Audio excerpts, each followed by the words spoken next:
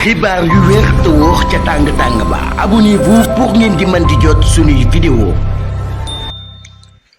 mbégte la ñuy am ci ànd bi ak Buzz 221 HD ni ñu koy defee saa su ne rek di leen indil ay xibaar la ca gën a fees kile di Omar Sow nekk itam ku ràññeeku woon lool ci gouvernement bi nga xam ne nag moo fi jóge waaye itam nekkoon xalaatkatub kile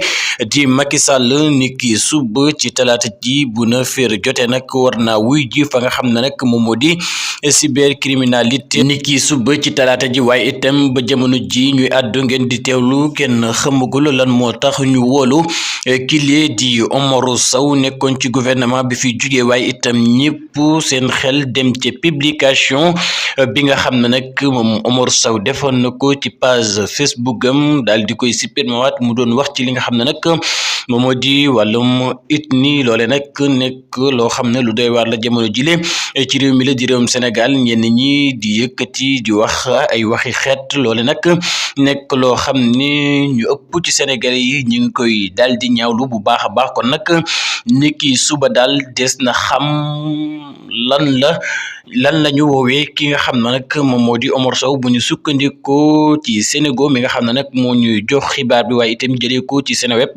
moom loolee rek la ñu daal di xamal ni suba daal ci talaata ji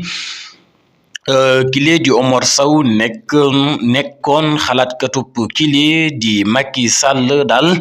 moom mile des na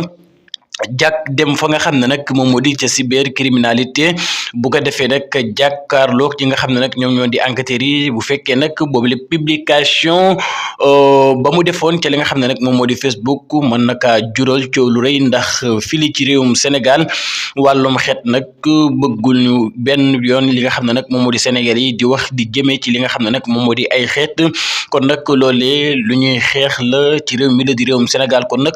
suba daal des na xam bu baax a baax ana lan la ñuy toppee kili di Omar Sow ba daal di koy wolu foofee ca cybercriminalité